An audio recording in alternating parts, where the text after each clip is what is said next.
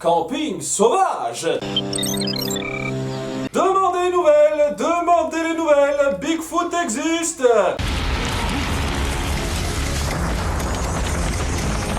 Pourtant, c'est pas tout de suite le crossover avec Martin Mystère.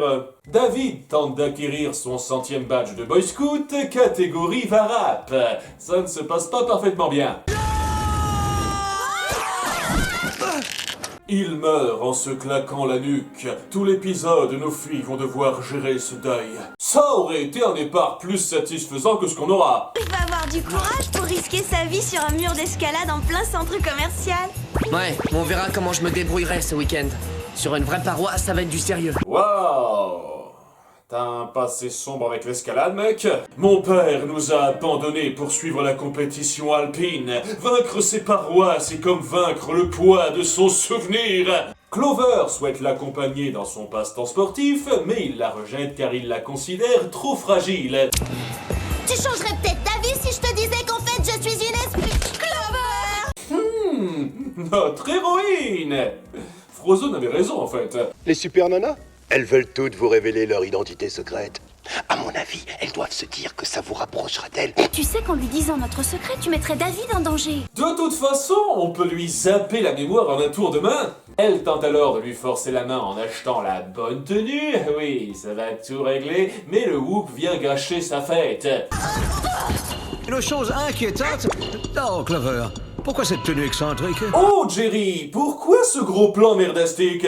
Il leur parle de la forêt où le beau gosse d'intro et son équipe de télé ont disparu. L'an passé, 25 agriculteurs et bûcherons ont également disparu dans ces montagnes. Et à l'époque, vous jugiez pas utile d'enquêter là-dessus? Vous irez là-bas déguisé en campeuse. En campeuse? On va devoir monter une tente et chasser notre nourriture? Oui, quand dans l'année je pars en camping avec mon père, j'emporte toujours ma lance afin de rapporter la biche pour le dîner. On s'en sortira dans la nature grâce à la plus solide des armures, l'esprit d'équipe.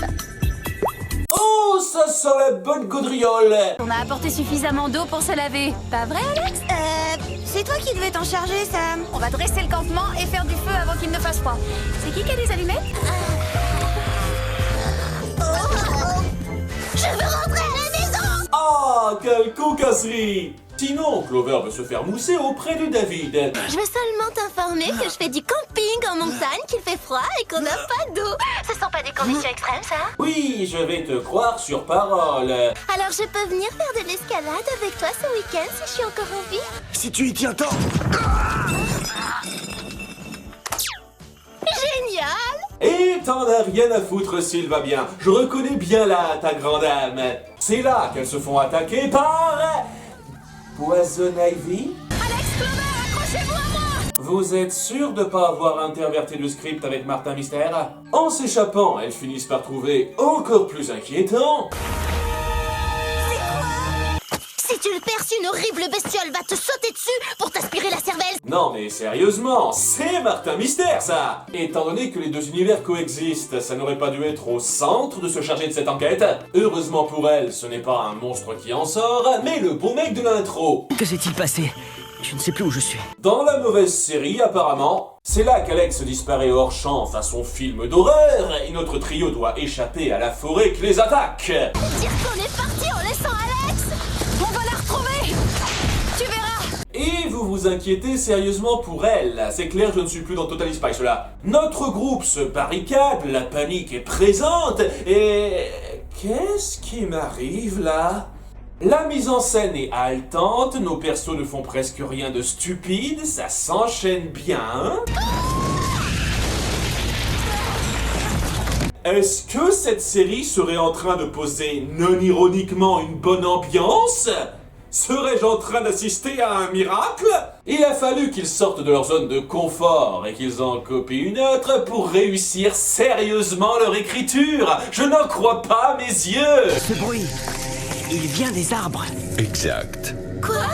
Ils communiquent les uns avec les autres. Ok, on retombe dans les conneries habituelles. Papy Hippie ici présent est un scientifique écolo ultra zélé. Ça faisait longtemps qu'on n'en avait pas vu. Allez, un de plus. Qui a décidé que pour protéger la forêt des méchants hommes, il fallait la transformer en monstre mutant géant? Pourquoi personne n'y pense? C'est tellement simple. Il les laisse donc en passe d'être coconifiés, il y a un mot pour ça. Mais alors qu'elle s'en échappe in extremis, Papy Hippie observe sa création qui va trop loin. J'ai modifié les arbres pour qu'ils puissent se défendre et ils attaquent des innocents maintenant. À nouveau, ça faisait longtemps. En tout cas, c'est admirablement synchrone de la part de notre forêt consciente. Et ça tombe bien aussi que nos héroïnes tombent directement sur le vieux en sortant. Je suis suspendu à une branche. Ouais, on vous entend. Mais quelles étaient les chances! Il y a un arbre en plein milieu de la forêt. C'est le roi des arbres.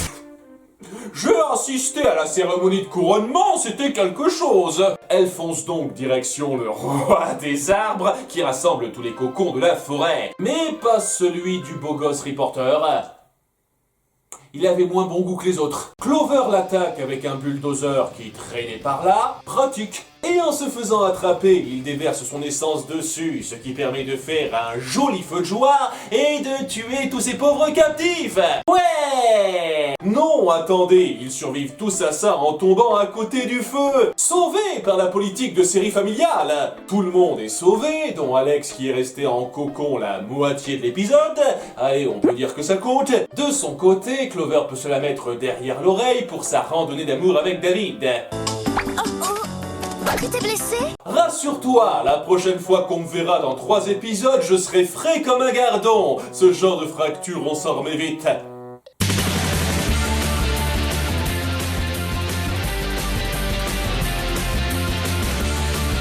Et le fétiche du jour est... l'attaque de racines qui s'immiscent partout, ou le fétiche Evil Dead.